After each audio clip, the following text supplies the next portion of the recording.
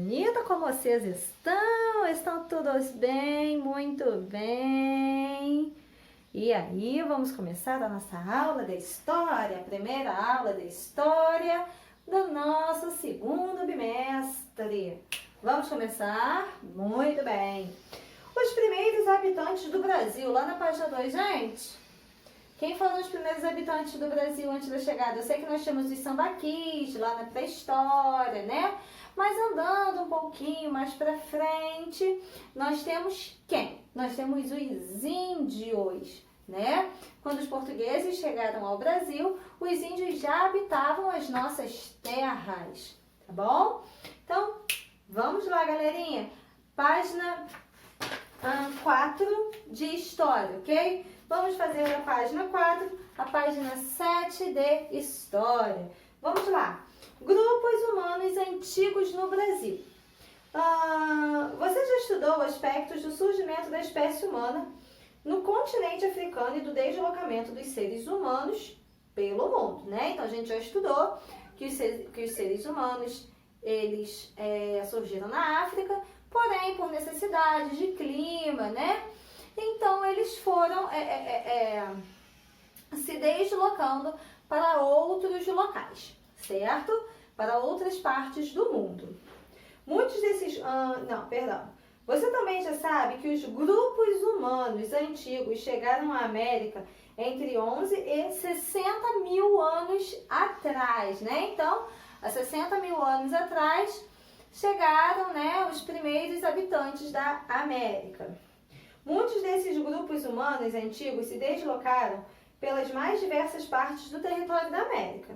Eles migraram e se estabeleceram em áreas que hoje correspondem ao Brasil, tá, gente? Naquela época, naqueles milhares de anos atrás, não havia nome, né? Quem deu nome ao Brasil foram os portugueses, certo? Assim, a ocupação do território brasileiro, tal como o conhecemos atualmente, ocorreu ao longo de muitos anos, em diversas ondas de povoamento. É importante perceber que, nessas ondas de povoamento, estavam os antigos habitantes da Serra da Capivara, no Piauí, e de Lagoa Santa, em Minas Gerais, por exemplo. Segundo pesquisadores, com diversas outras ondas de povoamento, teriam chegado os grupos humanos que deram origem aos povos indígenas que vivem hoje no Brasil. Então, aqui a gente tem na primeira imagem uma aldeia, né, uma parte de uma aldeia indígena. E aqui embaixo a gente tem o Parque Nacional Serra da Capivara, no estado do Piauí. É uma área arqueológica muito importante porque guarda vestígios da pré-história brasileira. Então, aqui a gente tem uma tribo indígena, né?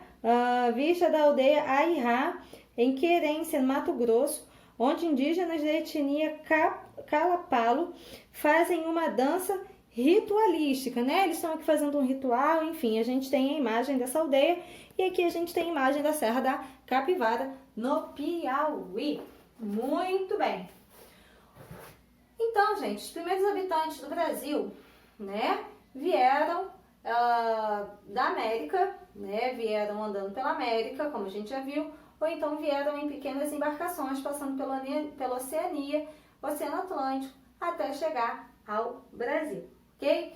Só que os registros mais recentes de vida humana no Brasil foram os índios, né? Então, são deles que nós vamos falar, joia? Grupos nômades. Gente, quem lembra? Grupo nômade. O que é nômade? Nômade são aquelas pessoas que não têm residência fixa, né? Aquelas pessoas que usufruem daquele determinado local e aí quando acaba o fornecimento do que elas precisam, então eles partem para outro local, certo? Então nômades são aquelas pessoas que não têm uma localização fixa, eles não têm uma residência fixa, joia? Então vamos lá, Os primeiros grupos humanos a se estabelecerem por essas terras eram, em geral, caçadores e coletores, né? Então, eles caçavam animais, pescavam e colhiam da terra, né? Para poder sobreviver. Colhiam, tá, gente? Frutas, legumes, ok? Verduras. para a sua sobrevivência. Eles viviam da caça, da pesca e da coleta de plantas para o seu alimento. Eles se deslocavam frequentemente, né? O que nós acabamos de falar. Eles viviam em um determinado local, quando não tinha mais o que colher, né? Quando já não tinha mais uma vasta diversidade de animais para caça, eles se mudavam, aquela tribo, aquele grupo, eles se mudavam para outro local, certo?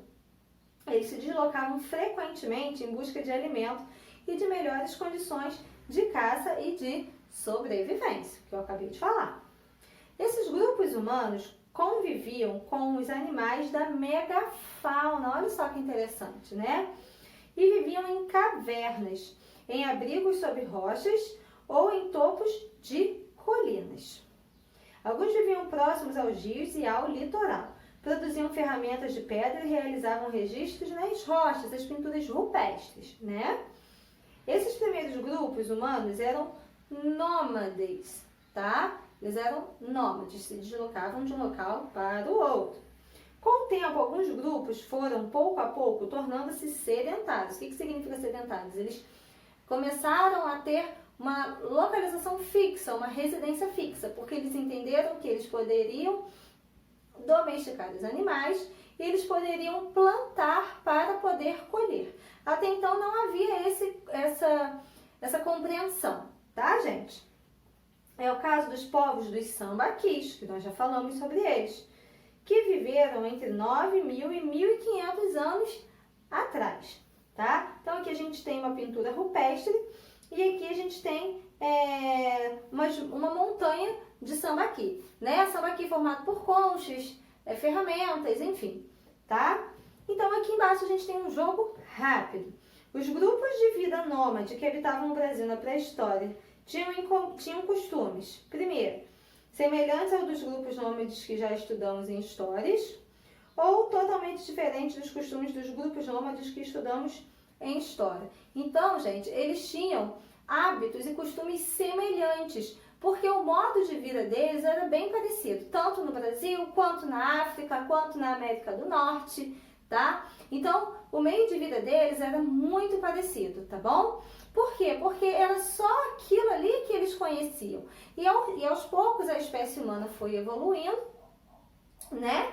E aí eles conseguiram ter a inteligência de que eles poderiam usar o fogo, de que eles poderiam plantar para poder colher, que eles poderiam domesticar os animais, tá? Então os hábitos, né, das pessoas pré-históricas no Brasil era bem semelhante aos hábitos de outras comunidades pré-históricas ao redor do mundo, tá? Então isso daí a gente já tinha deixado bem claro, né? Então aqui vocês vão marcar o X na primeira opção.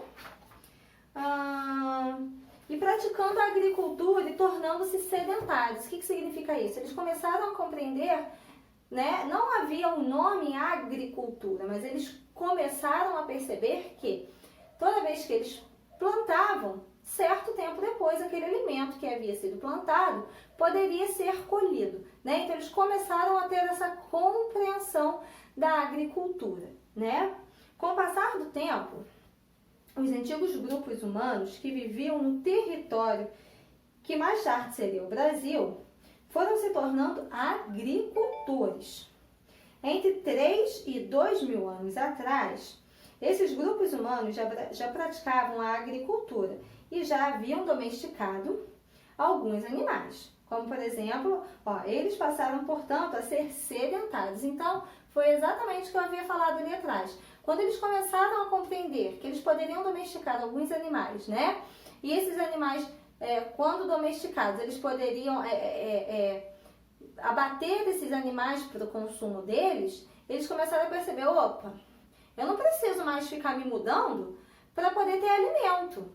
Se eu consigo domesticar, se eu consigo criar aquele animal ali, se eu consigo criar aquela vaca, se eu consigo criar aquele porco, se eu consigo criar aquele boi, então o que eu vou fazer? Eu vou criar ele, eu vou dar alimento para ele vai crescer, vai engordar, e aí quando eu precisar de um alimento, eu vou lá e vou abater aquele animal para o meu consumo e o consumo da minha família, Entenderam? Então, essa é a questão da domesticação. Eles conseguiam criar aqueles bichos dentro de um certo espaço para quando eles precisassem de um alimento, eles não precisariam sair para caçar.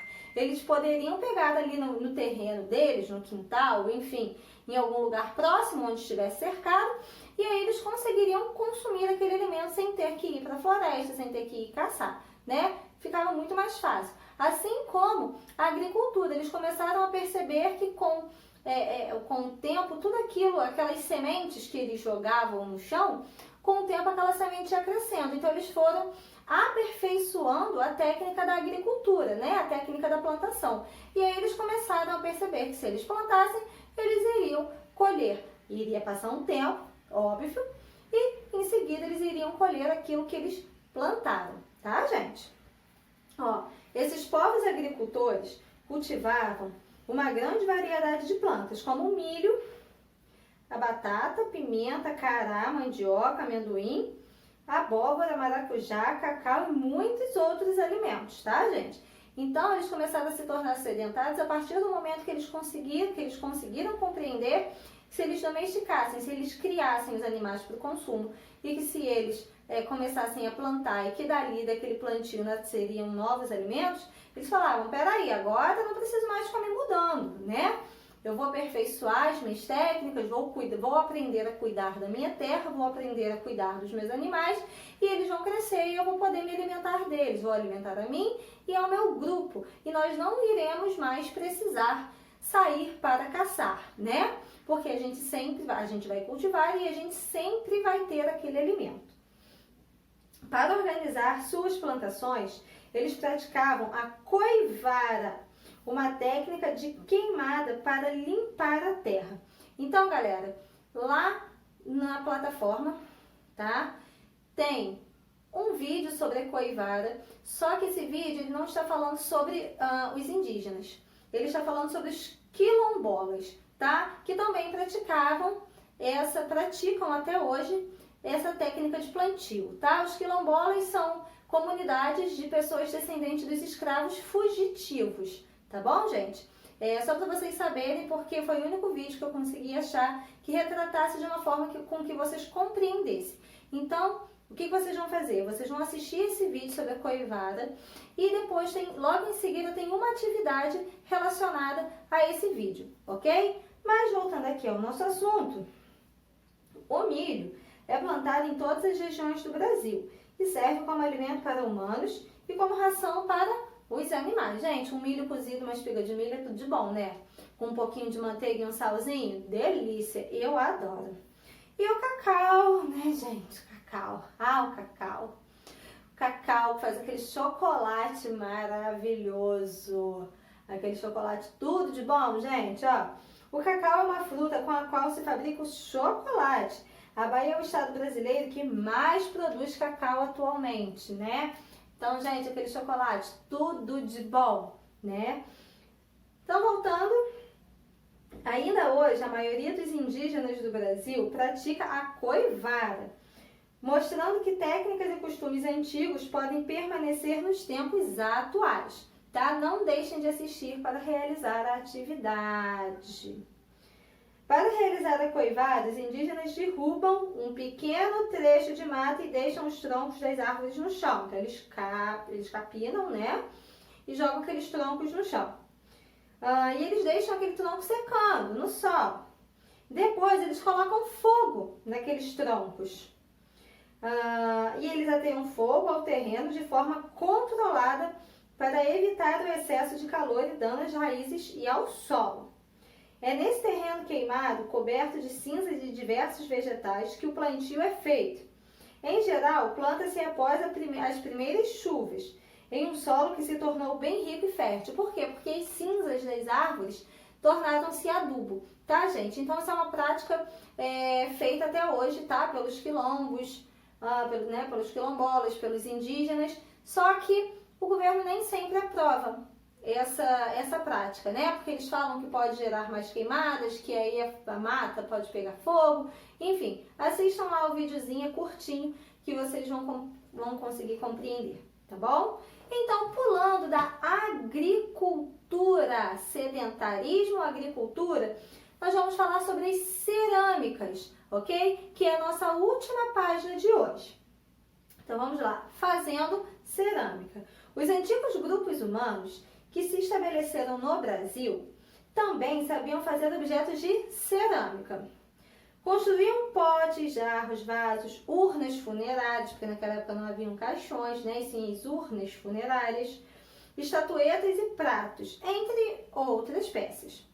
Veja nas imagens dessa página exemplos de objetos de cerâmica feitos por alguns desses povos antigos. Então aqui nós temos, primeira imagem. Os antigos povos da tradição Tupi-Guarani viviam nas áreas do litoral, desde o Nordeste até o Sudeste do território que hoje é o Brasil. Há cerca de 1.500 anos, faziam objetos de cerâmica ricamente pintados e decorados e praticavam a agricultura. Então, gente, nessa questão, a cerâmica ela era feita de argila, né? Como é feita até hoje. A argila é um barro bem fininho, né? Uma terra bem fininha que quando molhado a gente consegue moldar, né? Fazer a forma do que a gente quer. E quando a gente leva essa forma a uma temperatura alta, ao fogo, né? Ele acaba endurecendo e aí se torna uma panela, se torna um jarro, né? Uma bacia, enfim. E aqui ao lado, os antigos povos de tradição Itararé viveram no sul da Bahia há cerca de 1.600 anos. Alguns deles eram povos de sambaquis e viviam no litoral. Produziam diversos objetos de cerâmica, pescavam, caçavam e coletavam alimentos, tá? Isso já há 1.600 anos atrás. Aqui embaixo nós temos uma outra imagem, né? Parece uma carranca.